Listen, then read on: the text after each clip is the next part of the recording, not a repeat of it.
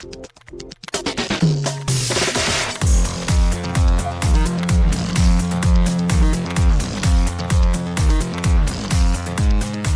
and welcome to Too Fast, Too Forever. There's all kinds of family. We chose this one. This episode 382, Butch Cassidy and the Sundance Kid from 1969. I'm Joey Lewandowski. I'm Joe too, and this episode's brought to you by Ricochet Rick's Old West, where you can buy your roping cuffs, your stock covers, or your antique American spurs, American handmade, authentic cowboy leather accessories.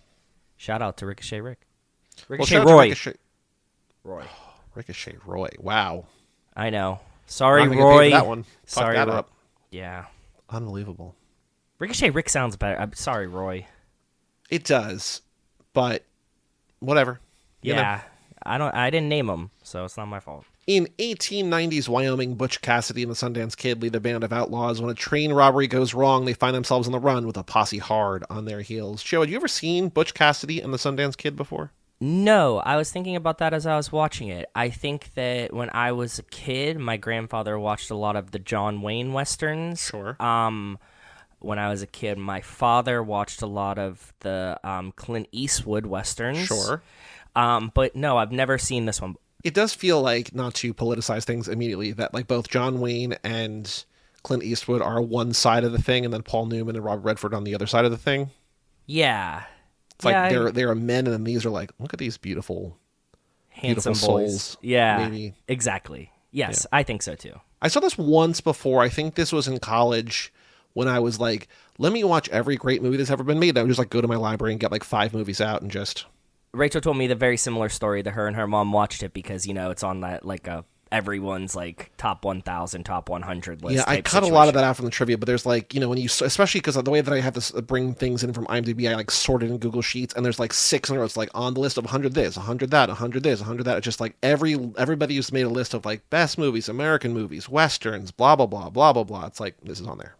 The reason we're covering it though is because in Icons on Earth, Chris Morgan said he drew inspiration for Fast Five from this movie, and I'm just like, I can kind of see it. And then like as the movie goes on, I'm just like, oh yep, I can definitely see that. Yeah. So much. Yeah. There's a whole bunch of notes that I have that are just fast connections. Yeah. So it's directed by George Roy Hill, who directed The Sting, also Robert Redford, which is great, Slapshot, the hockey movie, and Slaughterhouse-Five, which I don't know if I knew was adapted into a movie, but since I didn't know that existed, I can't imagine it's too good, but I don't know. Written by William Goldman, who wrote The Princess Bride. He also wrote The Hot Rock, which we covered. And he also wrote... The Hot Rock is, I think, one... I don't think that's a Fast and Furious knockoff. There was like Point Break, and there was also the Charlie Sheen one. But that's not The Hot Rock. That's just a different movie. He also wrote Misery, that horror movie Misery. Oh, yes. Produced by John Foreman, shot by Conrad Hall, who shot American Beauty. Cool Hand Luke, one of the best cinematographers of all time. Budget of $6 million, made $102 million in North America. 89 on Rotten Tomatoes, 92 by the audience, with its iconic pairing of Paul Newman and Robert Redford, jaunty screenplay, and Burt Bacharach score. Butch Cassidy and Sundance Kid has gone down among the defining moments in late 60s American cinema. Yeah, I'm sure that that's true. It's a big one. So it is a big one. This is also, I was looking at the movies we've covered. This is at least the second movie from this year that we covered. Also did the original Italian Job. But this is also one of the like 8 or 10 earliest movies we've covered for this show. It feels not like that 69 is super old, but like we've just done so much recent that like... Yeah, of course. Also starts with a silent train. Shout out to La Ciotat. The oldest movie we've ever covered. Oldest movie anyone's ever covered on the podcast. Joe, right before that silent train, there are 2 crazy credits. Do you know either of the crazy credits listed on IMDb? Probably reading you the the cards that come up when the movie starts. Opening disclaimer, most of what follows is true. 31 up, 0 down. Okay. That's a very Fargo thing, either the movie or the TV show. It's like, this is a true story, and then the word true drops out. It's like, this is a story, but it's like, no, this actually happened. Most of this is true. Sure, maybe. The other crazy credit, and it's sort of describing what you talked about a little bit before, the opening 20th Century Fox logo is shown in sepia tone instead of the usual color scheme. 21 up, 1 down. Yeah, they do like sepia in this movie a bunch of times, huh? Whenever they're showing pictures. When the movie started, and for like the sort of several minutes, it's in sepia and like sort of like old timey. Did you think at all that it was going to be like that way for the whole movie? I did. I really did to think that the movie was going to stay in sepia tone. I think it might have been okay. But then basically once they get together and they go out to the woods, Color. Yeah. Full color. But I did see something like in the beginning, like color by Panovision or some shit too. So some trivia about this. Paul Newman said it's the most fun he ever had making a film because he and Robert Redford drank a lot of beer in Mexico. that makes sense. Yeah, that sounds good. And very too fast of them, right? Like That's little very Paul Walker, Tyrese. Tyrese. Paul and Tyrese. Robert Redford says the Sundance Kid is his favorite character he's ever played, which makes sense. Yeah, that's cool. You're a cool guy, right? You're a cool, super cool guy. He also wanted to do all of his stunts, and Paul Newman was upset about this because he wanted to jump onto the train and run along the tops of the cars as it moved. And he said, quote, "I don't want any heroics around here. I don't want to lose a co-star." He is an adult, and that's a good choice. Mm-hmm. You should probably leave that to the stuntmen and not try to do these goofy-ass stunts and die. So in real Fast and Action news, yes, the original title was The Sundance Kid and Butch Cassidy, which does not feel even remotely as good. But the reason for that bad mouthfeel was because Steve McQueen was going to be the Sundance Kid. Oh, the original okay. Bullet. Yeah. And then he dropped out, and so then they got Robert Redford. But because Paul Newman was a bigger star and Robert Redford was like this up-and-comer, they like reversed it. So it's Butch Cassidy and Sundance Kid. So they were basically just like Paul Newman was always going to play Butch Cassidy, but they were going to title card it based on a smaller star. Yeah, he was not as big as Steve McQueen, but he was bigger than Robert Redford. So it's just like, well, whatever. The Sundance Kid and Butch Cassidy sounds like trash, though. Like, if they would have actually labeled it that way, it doesn't matter who was playing who. The title feels bad. I agree, but also, like, if you had spent your entire life, like, not even, like, seeing the movie, but, like, knowing, like, oh, there's a Sundance Cassidy, like whatever, Sundance Kid and Butch Cassidy, like, it wouldn't feel as weird. It's just that we've spent an entire life hearing it one way or knowing about it one way, I think. No, also, I think it's syllabically sounds worse. Like, Butch Cassidy, and then you're like, the Sundance Kid, like that. It's just like more sing-songy at the end. Either way, yes. Maybe we'd feel differently if it was the other way around. Yeah, the other way around, be like, ugh. Can you imagine Butch Cassidy and Sundance Kid? Not in my universe. It's always the Sundance Kid and Butch Cassidy over here. William Goldman, who wrote The Princess Bride, apparently in that novel, I don't understand this trivia. I did not look it further. In that novel, The Princess Bride, he wrote, quote, fact, Butch Cassidy and Sundance Kid is, no question, the most popular thing I've ever been connected with. When I die, if the Times gives me an obit, it's going to be because of Butch. And so here's how his obituary started in the New York Times. Okay. William Goldman, who won Academy Awards for screenplays for Butch Cassidy and Sundance Kid and All the President's Men, and who, despite being one of Hollywood's most successful screenwriters, was an outspoken critic of the movie industry, died on Friday in Manhattan. Like, literally, he's like, it's going to be this movie, and Times are just like, it's this movie. So yeah, but you can get a feel for that, Even though like The Princess Bride is big, it's not Butch Cassidy and the Sundance Kid though. To a different generation, I guess it is, but I don't know. This is the movie that motivated David Fincher to become a director. He saw this movie, just like, I got to make movies. Wow. Okay. Cool. Mm-hmm. And the only other trivia that I have some later peppered in throughout, but George Roy Hill, who directed this, made a version of the movie and showed it to test audiences, and they laughed and laughed and laughed. He's just like, no. This is a tragedy. This isn't a comedy. And so, like, he cut out a lot of jokes and stuff. This movie does get silly at times. I think it's because they're both so charming. Yeah, maybe. I think, we're sort of watching for this podcast and, like, for this lap specifically because it's, like, supposed to be, like, Dom and Brian, like, Vin and Paul. But it's like, no, this is, like, Clooney and Brad Pitt. Like, these are just, like, two handsome dudes, cracking wise. Right. Like, it's close to Ocean's 11, I think, than 100%. I'm with Fast you. I'm 5. sold. Yep. There's nobody brooding. No. And, like, they're just, like, shooting charming shit and handsome. and taking the piss out of each other. Exactly. Yeah. Like, there's, like, so much of like, I was just watching this movie for a lot of it, but, like, so many of the things I wrote down were just, like, quotes. Like, boy, I got vision, the rest of the world wears bifocals. So just, like, that's a pretty good line. Or, banks are better than trains. They don't move. They stay put. The money's in there. It's just, like, these are, like, just, like, funny things to say. But the director is just, like, it's not a comedy. Yeah, I don't know how that goes. My favorite quote was, I've got morons on my team. Because I feel like I say that in some iteration pretty much once a day. But what did you think of Butch Cassidy and the Sundance Kid? I really didn't like this movie. Really? No, it was just like a slow burn. They're just running around. It just didn't do much for me, but I like watched it and was like, Rachel, I really didn't like that one too much. And she goes, when I watched it the first time, I kind of had the same feeling. Like, it's cool. I see a lot of Fast and Furious in it. I'm glad that I watched it. Now I'm like, I'll never revisit that movie again. I don't know why. It just didn't hit for me. Like, my brain was just like, okay, things are happening. And then like they happen, but they don't explain anything. And then they just like keep doing other robberies. And like, I'm like, okay. Well, I think the point of that is that, like, this life sucks. Like, it's like, wouldn't it be But cool, does it? like, You just bang hot chicks and, like, ride your bike around doing bike tricks. The entire time they're living in fear that they're going to get busted and get killed. Well, that's the because they keep entire stealing movie. shit. I know, that's what I'm saying. Like, this life is scary. Like, it's not good. This is the life you chose. I know. But I'm saying, like, that's why, like, you say, like, things just happen or whatever. So I think it's because of that. It's like, they're worried. They're conveying the frantic well. I will give them props for that. It just didn't align with my speed of ADHD.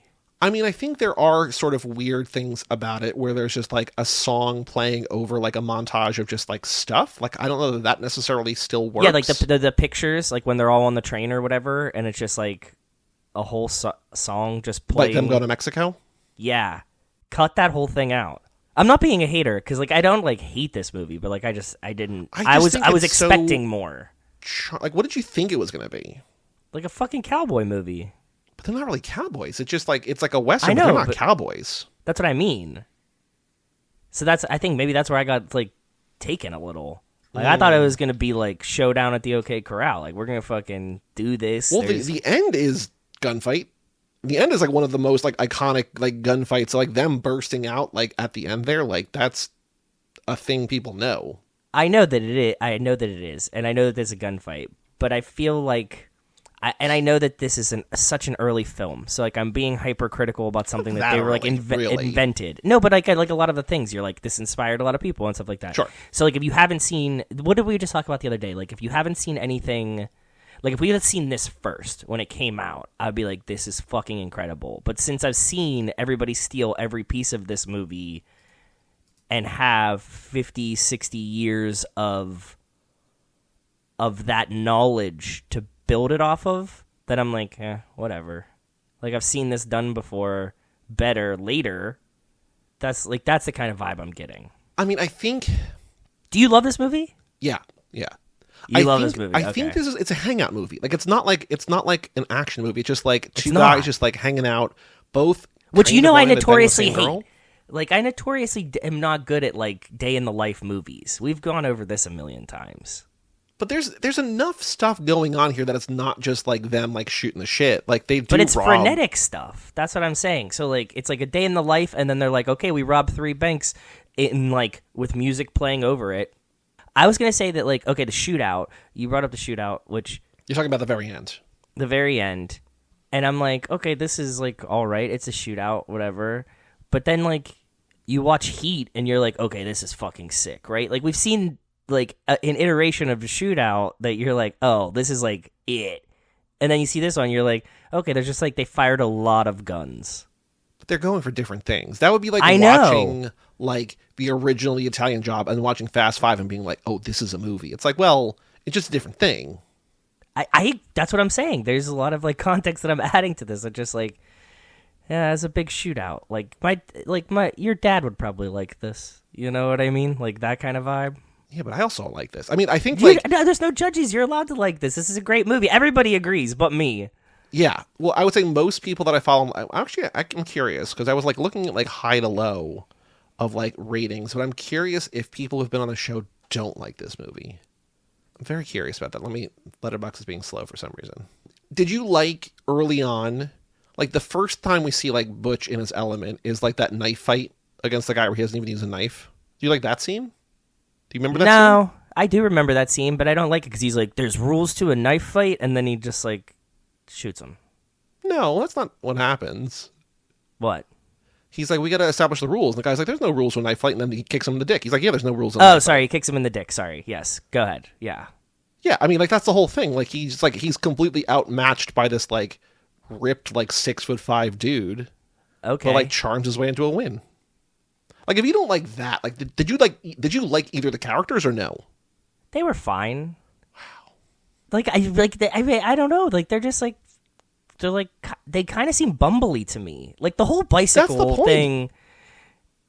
Yeah, but that's not cool. What did you like about this movie? Because I feel like you're out of things to say already. No, I'm not. I really like saloons. I like seeing men in saloons. Okay.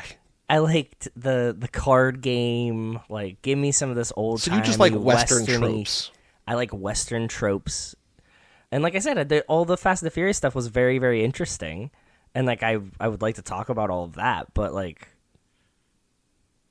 The rest of it, I'm just like, this is like any fucking... This could be like an episode of Bonanza or something, right? Like, this isn't... Have you seen an episode of Bonanza?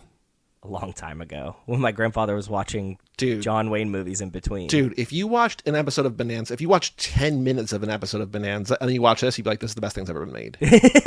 Like, I listen, like, there's a couple comedians who have a podcast called Bananas for Bonanza, where in character they review every episode of Bonanza. And I was like, oh, I'll watch along with them. And I got like 15 minutes into one episode. I'm like, I don't need to watch this. It is so slow and so nothing. And it's like 55 minutes that could be like 15. That's what I kind of felt about this movie. And then it's just like, okay, so like, see, I think that like it being like a buddy cop hangout movie wasn't conducive to me being like, can you show me them doing robberies with stakes? And it's like, they don't care about the robbery part. They just care about them hanging out. Well, every robbery has stakes because if they fail, they die. Like, they're wanted the entire movie. Yeah, but it never feels like anybody's actually going to like catch them or like punish them. Because they're just gonna like get out of it. Like they're like it's worse than Fast and the Furious. This is also a movie in which they are killed. They are caught and killed. I mean, sure. So they do get caught. They do get captured. They do lose. They don't escape. Yeah, but they really fucking pressed their luck, dude. You could have got out of a lot of these. They did get out of a lot of these. Yeah, they try, and they don't do very well. No. But like they also like are being pursued by the best Indian and the best hunter or the best lawman or whatever, and they're like back best Bolivians. They have to jump into the river. Like there is things that they have to do, which to, is like, very Fast and the Furious. They have their backs against the wall. Like they're not good at this kind of stuff. So tell me about your Fast and actions, because I feel like going through the movie in terms of like other things I liked is not going to yield a conversation. So tell me about your Fast and actions. Using too much explosives, very Rico and Tego of sure. them. Okay. Because when they go to rob the train the second time with the same guy, they're like, Woodcock, yeah. They're like, do you want us to blow you up again? And they're like, no. He's like, I work for the railroad. You're like, okay. And so they don't blow him up, but they blow up the thing. Oh, they got a bigger safe. So they put more explosives, and they use too much, and it explodes. Mm-hmm. Just heisting trains. Very Fast and the Furious. Right? Sure. Like the whole thing. I think that was the original. That's the thing. Like the train heist itself, yeah. The jump into the water, very Fast and the Furious. For some reason, when he first like creeps in on the girl and like points the gun at her and like makes her unbutton her shirt, that felt very Brian and Mia. Just like that whole scene. This was like way more forceful. Well, they're together. It was like a joke. Yes. See, like that shit's like kind of lost. I'm like, okay, whatever. What? Wait, what's kind of lost? What? Like you said that's a joke. Well, it's supposed to be like it's a joke not for them but for the audience. I think where it's like, okay, but it wasn't really a joke. We're not sure if they're good or bad guys yet. And like he goes into a woman's room and at gunpoint is like, points take off your clothes. Shirt. Yeah, and then she's like, you took and so like, long to get here. He's a bad guy. It's like, oh no, it's a girlfriend. Yeah. See. Yeah. Can we talk about why there's so much bicycle time? I don't know. So there's stuff about that like Catherine Ross, who plays Etta, the girl, the third wheel. Also, like that whole triangle is Dom, Brian, and Mia. Like, yes, of course, yeah. She very wants much so. She kind of wants to date both of them, which is not a direct parallel, but for lack of a better phrase, Mia belongs to both Dom and Brian. It's like, who does she have allegiance to? Yes, true. So Catherine Ross, who also played Mrs. Robinson in The Graduate, like the whole Mrs. Robinson, you trying to seduce me thing. Yes, yeah. She loved that scene because it was handled by the film crew's second unit rather than the director. She said, quote, any day away from George Roy Hill, the director, was a good one. And so she had been scolded and banned from set by Hill for operating a camera, even though the cinematographer had her do it. So she, like, the director, like, hated her, even though it wasn't really her fault. He's like, stop fucking up my movie. And she's like... But the cinematographer's like, hey, shoot this scene. He's just like, don't let her shoot the scene. So, like, it's not her fault. Whatever. Yeah, this is weird. Okay. There's also the song Raindrops Keep Falling on My Head in there. Which it feels very... this does not tonally fit what's happening. No, it's weird. But it was written for the movie. It's very weird. I think it was written for the movie. And when Robert Redford first saw it, he hated it. And then, like, when I know when why. B.J. Thomas, who sang it, his agents saw it, they're like, oh, no, his career's over. But then it became a hit. But it feels weird. The song is good. It probably did become a hit because of its link to the movie. I would never put this song in this movie. It just totally doesn't fit for me. So I don't know why there's so much biking stuff in general. I did look up dates because I was like, did like the bicycle just come out? Because it seems like he's like, hey, check this out. And she's like, oh my God, is that a bicycle? It's like the first bicycle ever made. Invented in Germany in 1817, popularized in the U.S. in the 1860s. This movie's set in 1899. So it's conceivable that she's never seen a bike before, but it's not like this is the first bike in America. It's like, this is still relatively early, but it's still been around for 30 or 40 years. So why there's a 6-minute scene of like bike tricks? He's like Newman doing BMX. Bike tricks? I don't know. I mean, it's not rad, but you know, but it is also the same kind of style as rad. It's just like send me an angel over bike tricks. It's the same thing. We love that movie. You love that movie. I love that movie. I think Rad does it better. That's what I'm saying. I watch this thing and I'm like, if I would have seen this before Rad, I'd have been like, that's probably a pretty cool bike scene. I also think that the thing here is like, there's a weird, I don't know, I really fully don't understand the depths of this love triangle, but that whole scene is just like, wait, who? And then like, they come back and Sundance is like, what are you doing with my woman? He's like, or what are you doing? He's like, I'm stealing your woman. He's like, take her. And then, like, it's just a joke, and then they move on. It's just like, this is a weird thing. Because there's also, like, I think an implied homosexuality between them, but that's never pursued. But, like... Well, they wouldn't have been, but yeah. But, like, the three of them are all kind of, like, in love with each other. I mean, I think... I don't know. She loves both of them. They both love her, and I think they both love each other. I think there's always an implied homosexuality between dudes on a road trip. Yeah. But I think even when they're, like, just hanging out robbing... Yeah. Just robbing, scamming along. So, what are some of your favorite moments of this movie? I mean, I love... What's like a part that you're like, I love a hangout movie. I love every time that they're just like shooting the shit with each other. I know. I love when like they rob the train the first time, then they rob the train the second time, and Woodcock's like, oh man, I'm in here, like I'm healing up. They're like, can you show me? And then like he almost opens the door. He's like, you're not going to get me like that. And then they just like still like get in, like they smooth talk their way in. Like, have you seen other Robert Redford or Paul Newman movies or no? Like, do you have context for them or not really? Probably not. They're just like old dudes. Old dudes. I try to avoid movies from like this time period for the most part. So did you go into this expecting to hate it? No. I was like, this is like a classic film. It's a cowboy movie.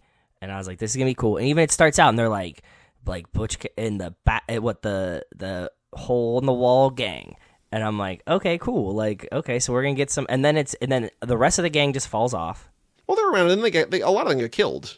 Yeah, okay, like so they rob that train, then like those like the lawmen come like horses off a train, and they just shoot like half the gang. That was cool. Having the trail car on a train, sick. I really like that part. That was fun. But yeah, so then the gang dies, and then it's just them hanging out and doing robbing. I mean, that's what Fast 5 is, though, too. I know, but Fast 5, I like Fast 5. But, like, they do an action thing, and then they have to lay low, and they're just hanging out for a while, and they do a robbing thing. But see, Fast and Furious puts, like, the action as the focus. And I feel like a lot of the time in this movie, the action was totally secondary to them just being bros. Yeah, that's the point. It's not called Fast Cassidy. It's just two guys. Train robbers. It's called Butch Cassidy and the Sundance Kid. Like, we're not watching The Great Train Robbery. That's what I'm saying. Another movie. We're watching Guy 1 and Guy 2. Yeah, this makes perfect sense why you loved this and why I was just like, it's too. But there's also so many fast connections that I thought you would have like seen like the power, like, or appreciated In what the sense? parallels, or like there's like this, there's a lawman who will stop at nothing to catch us. Like they're describing Hobbs. Like we don't. Yes, meet yeah, Hobbs. for sure, yeah. And I guess maybe the Indian possibly is Elena, but like, a native to the area. They need someone who like, they're in Brazil. We need a Brazilian. They're in the Western territories. We need a Western expert. They have like this Indian tracker who can track them across all rocks or woods or water or whatever. Yeah, that's cool. Them looking for safety in Bolivia is a very no extradition thing.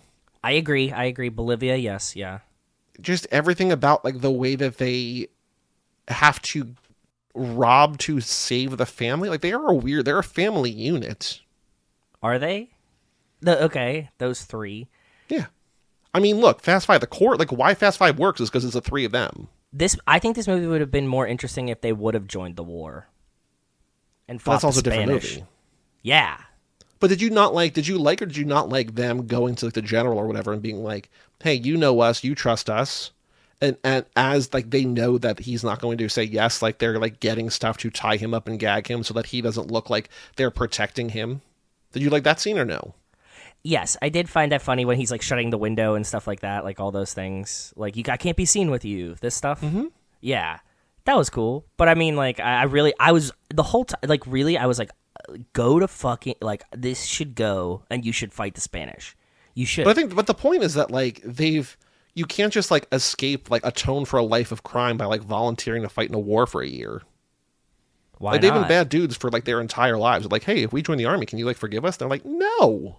But I mean, they're using pseudonyms, so they just join the army, and it's like they give their real names at one point, right? These like my name's like Tom Harold or whatever. Mm-hmm. So like they could. This isn't like they can't track them on Facebook, Joey. Like all they needed to do was show up to the war and like write a different name. Of them all over the place. They've robbed banks in so many cities. Like they would get caught eventually. They're looking. Do you remember? They don't really. Ear-ons happened 20 years ago. What? I said East Area rapists happened like 20, 30 years ago. They didn't catch that fucker. We had DNA.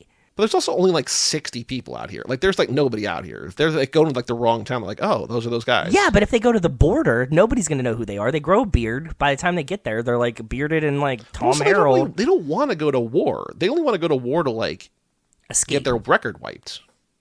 Okay. Like nobody wants to go to war. I mean, but people want to go to war, but nobody wants to go to war. Yeah, true.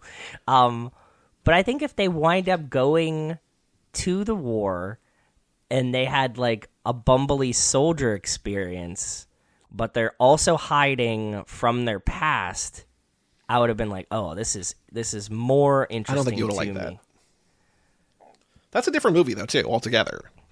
Completely. Wildly I think you would have been different. like, why are they not robbing? Why are they in war now? I don't get it. I don't like that. No. I think it would have suited the silliness at times better. War is sillier than robbing banks? These two in an old-timey war would be sillier than those two on horseback being buds. Yeah, it's just like, for me, it just was like, okay, they're robbing, they're hiding. They're robbing, they're hiding. They're hanging out because they're hiding because then they have to go rob again. That's what they do. Like, that's the lifestyle. Yeah. That one doesn't get anything. Like if we watched a different version of Fast and the Furious 1, it would be like they go to the fort, they rob a truck. They go to the fort, they rob a truck. Like it's the same thing. But do you notice how Fast and the Furious does not do that, though? Well, we join because the cop joins the crew. But I'm just saying, like, their lifestyle, like, it's just choosing to focus on a different thing. But, like, what they're doing is not different than, like, what Dom and the family were doing in the first movie. I have no problems with what they're doing. I have problems with how it's being conveyed to me through film. Do you have anything else to say about this movie? This is going to be a short episode. No, like, I really would like to know, like, I mean, I don't know. I don't know what I'm missing from it or if I could ever convince myself. I don't think that there's an ability for me to rewatch this movie and be like, oh, I missed it. I mean, I think the success of this movie or the failure of this movie rides on wanting to spend time with these people. That you enjoy the camaraderie and you want to hang out on screen. Hang out, Fair. Quote, hang out on screen. I have 31 friends who have seen this movie on Letterboxd. Well, 19 have rated it, and no one gave it less than 3 stars. And most gave it 4 or more stars. Like, this is, like, almost universally, again, by film nerds, but, like, beloved. I think that what you said, it really nails it down, that, like, the movie rides on you wanting to spend time with these guys, and I didn't find the characters interesting enough on their own for me to want to spend time with them.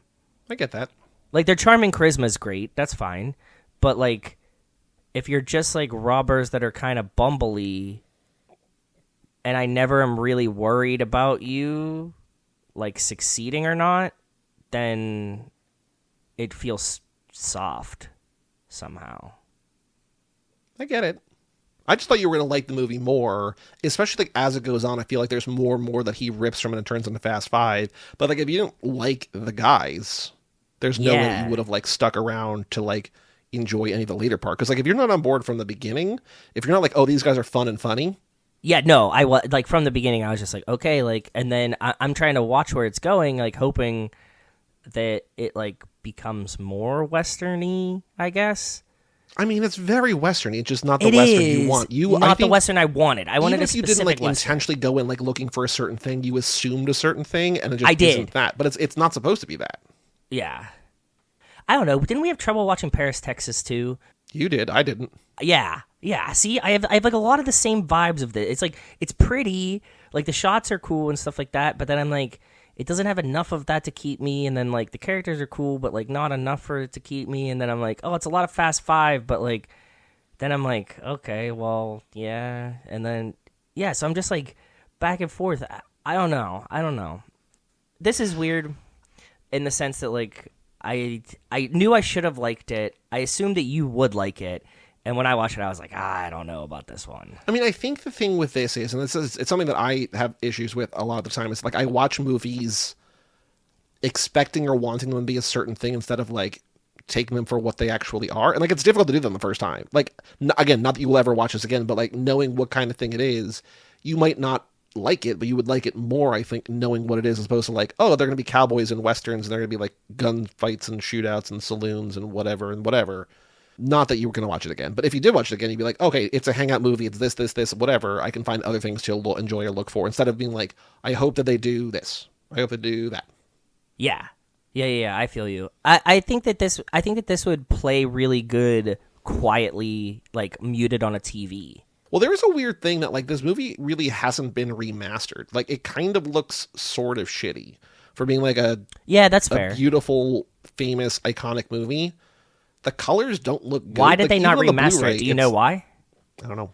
You have a Blu-ray and it didn't remaster the Blu-ray? I mean, like it looks good, but like there's a lot of time where like the color bleeds and like it doesn't look like it should. Like this should be like one of the best looking movies of all time. Like a lot of the westerns, just like you throw a camera out like in like the American Southwest and be like, yeah, it's beautiful, but like it feels like it needs like the Criterion treatment. Yeah, like go over the film. Yeah. I don't know, but yeah, I mean, it still like looks nice, but it's still like it could look even better if people. I mean, maybe they lost the originals, maybe they lost the masters. I have no idea.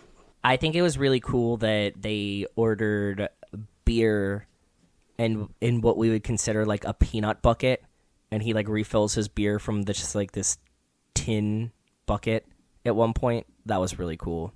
I was like, oh, I never imagined like you don't get like a pitcher. They just gave him like a just like little metal bucket. Yeah, what kind of container do we have? We could put a bunch of beer in. Mm-hmm. Yeah. Here you go. Here's your sixer to go. Well, Joe, let's watch the 3-minute trailer for Butch Cassidy and Sundance Kid. 3-minute trailer. Oof. It's the Butch Cassidy and Sundance Kid original trailer, HD 1080p, posted by HD Retro Trailers 6 years ago. This movie also does feel long. I know it's like 150 something runtime. It moves slowly. It's a slow burn. Yeah. But again, by design, it's for characters. Yeah. Okay. I'm queued up and ready to go when you are, brother. All right. 3, 2, 1, play. Paul Newman is Butch Cassidy, and the Sundance Kid is Robert Redford. Okay. Catherine Ross is Etta Place.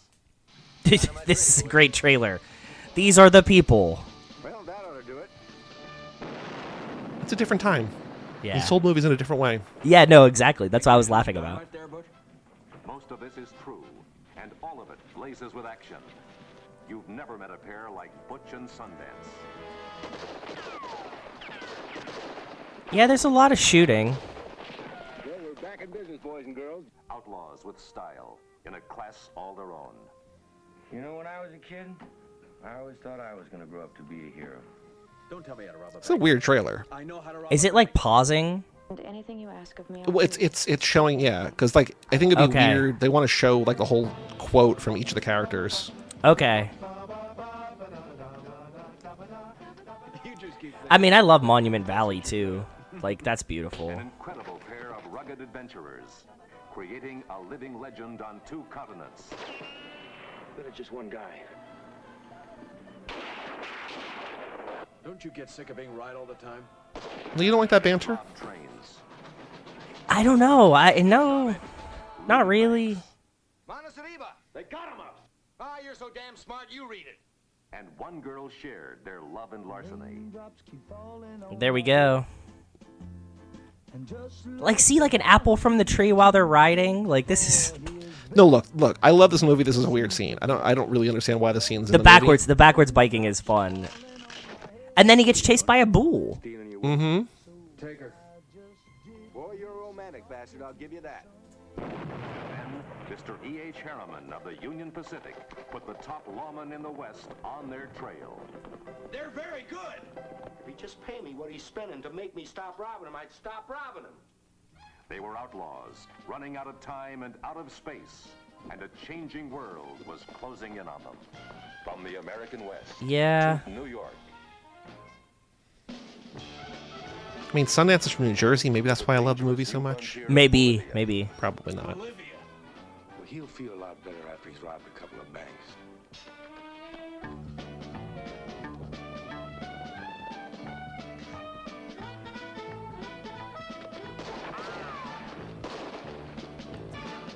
Yeah, running and gunning.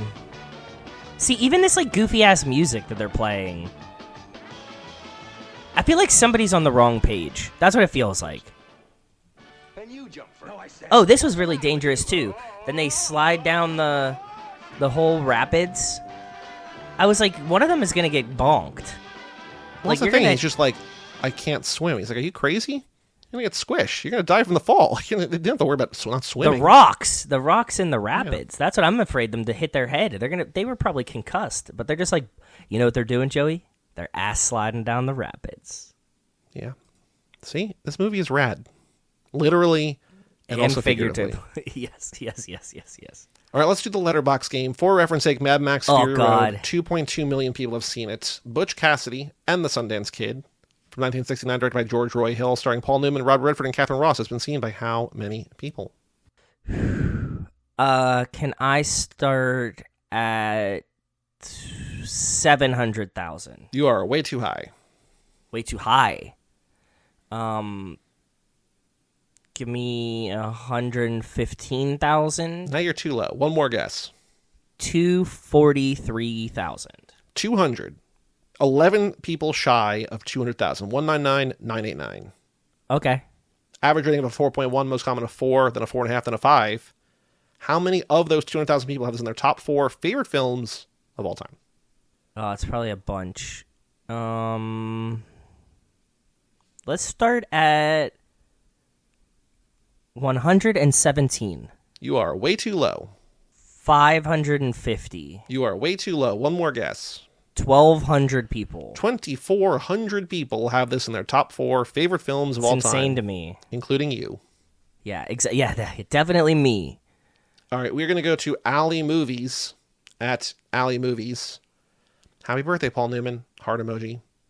I don't enjoy jungles and I don't enjoy swamps. I don't like snakes. Don't care much for night work. Bitch, bitch, bitch. We're going to run out unless we can get to that mule and get some more. I'll go. This is no time for bravery. I'll let you. This entire film was hilarious, but the scene where they try to rob a bank in Bolivia for the first time and don't know how to speak Spanish, so they just straight up walk out, and then Butch later ends up trying to use a crib sheet because he can't remember what Etta taught him, is comedy gold, 5 stars. See, like, I get that this... It felt like I'm watching a comedy that doesn't hit, right? You know what I mean? I had a lot of the same feeling as that, Joey, that sometimes you just, like, watch a comedy and you're just like... I can see that they're trying to be funny, and, like, you're sitting next to someone and they're laughing, and I'm like, but I'm not laughing. I just thought it was so similar to things that I know that you like that you would have also appreciated what this was trying to do. No, this one just didn't work, dude. I mean, like, not in a bad way. It just didn't. All good.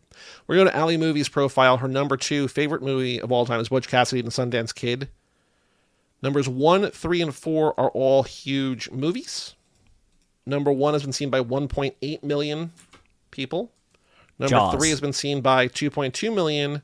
And number 3 has been seen by 1.5 million. No, Jaws. Massive They're all movies. from the 2000s. They're all from between 2005 and 2009. So a very tight window. Other than Butch Cassidy, which does not seem to fit Allie's overall aesthetic. 3 movies that she loves. That are massive. 2005 to 2009. One is one that part of Margaret and my trip to Europe was for this movie, kind of, in a way. You said you went to like the Bridgerton thing. Right? Downton Abbey? But not that, but similar. Is it like The Favorite? No. Too recent, a little bit older. British as hell. A remake, or they've made this a bunch. It's Pride an and adaptation. Prejudice. Pride and Prejudice, number 4. Okay. Numbers 1 and number 3 both have yellow posters. I'm almost positive we have done both of these multiple times for this game. One is... Kill Bill. No. Okay. Close. Yellow poster. It's Yellow a little poster. early, but it's close. Yellow poster. Yeah.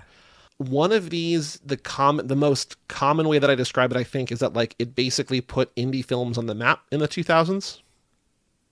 People are like, oh, indie movies can actually be pretty good. Was it Donnie Darko? That's always the one that I think of when it's No, like, that's earlier. Okay. Yellow poster. Perks of Being a Wallflower. No. We just had that yesterday or something, right? We had that on a Patreon bonus episode. Yeah, I don't know if that's out yet or not. But that's not a yellow poster. I don't know, I don't know Garden what that- State. Nope. That's also before.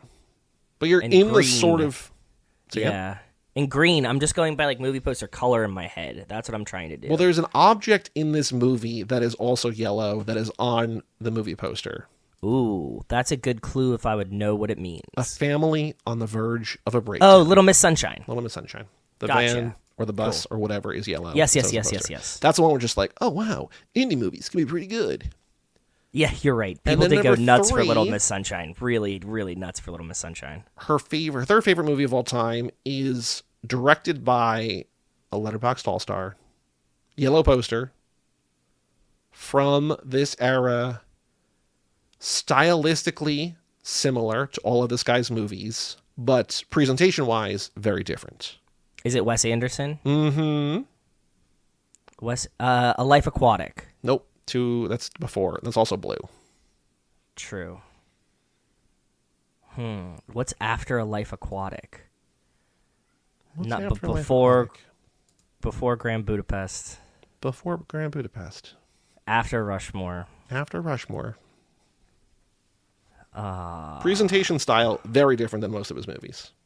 Really? What's this one that's very different than most of his movies? Tannenbaums? That's Nope. red.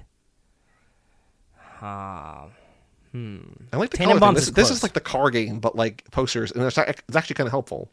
It is kind of helpful. Yeah, I think we stumbled onto something good there. I kind of like that. You could see that like I unlocked the color part of my brain at least, and that's like a better clue than names and things because like I obviously do shit with those, as you guys know. Yellow poster. I don't know which Wes Anderson is it. Moonrise Kingdom. Nope, that's after this movie. Shit. Which one am I missing? The one that looks different than all of the other ones. What is it? There's 2 movies he's done that are in a certain style, and this is one of them. Is it animated? Kind of. Did he do Fantastic Mr. Fox? Was it Fantastic Mr. that? Fox. Yeah. It's like the stop motion animation. Yeah, I delete that one from Wes Anderson. Oh, I but know no, that it that's like one always of his- comes up. I think that's my favorite movie of his. Really? No, Budapest and then this. Okay. So Allie's movies, Little Miss Sunshine, Butch Cassidy, Fantastic Mr. Fox, and Pride and Prejudice. Interesting. Okay. Yeah, that's a list. That's It's a a good list. list. Yeah.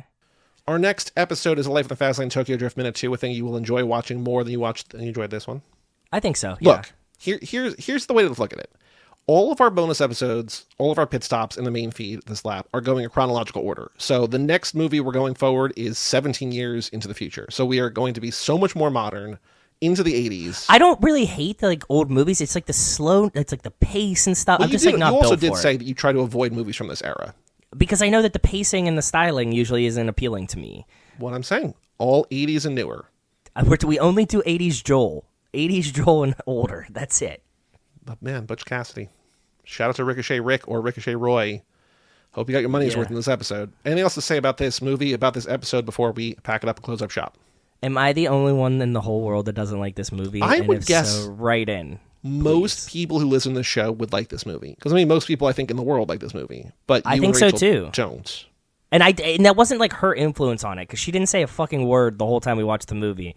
And when we finished, I was like, yeah? And she's like, that's what I thought too. And I was like, ugh, okay. Okay. Well, I want to give a shout out to our patrons who I'm Please. sure all love this movie. We Nick love Burris, all of them. Alex Ellenin, Justin Kleinman, Brian Rodriguez of High School Slumber Party, Wes Hampton, Jerry Robinson, Dan the Duke, Hayden, Renato Di Donato, Michael McGann, Lane Middleton, Lindsay Lewandowski, Nate Milton of the Kings of Sport, Jason Rainey, Tom Price, Mike Aller, Josh Buckley of Whole Lotta Wolves, Michael Moser, Christian Larson, Tara Newman, Aaron Willows, Natalie Absolute, Randy Carter, Josh Goularm, Alex Walsh, and Jessica Collins, a.k.a. Montez. Thank you all for supporting us at the $5 a month level or above. Sorry, I got a shorter one today, but the good news is you just got a bonus episode a couple days ago. You're going to have another bonus episode coming up in about a week. So there's more Fast and Furious content for you guys. You know that we don't shut the fuck up anytime anyways. So join the Discord. Matter. Say hi over there. Email in family@cageclub.me. We'll read emails in the next episode. But for all things Too Fast, Too Forever, go to cageclub.me, facebook.com/TooFastTooForever, or @TooFastTooForever on all the socials. Email us, like I just said, family@cageclub.me. Check out our Patreon page at TooFastTooForever.com and our store at cageclub.me/shop. And come back next week for Life in the Fast Lane number 36, where we cover Tokyo Drift Minute 2. I'm Joey Lewandowski. I'm Joe too. And we will tell you all about it when we see you again.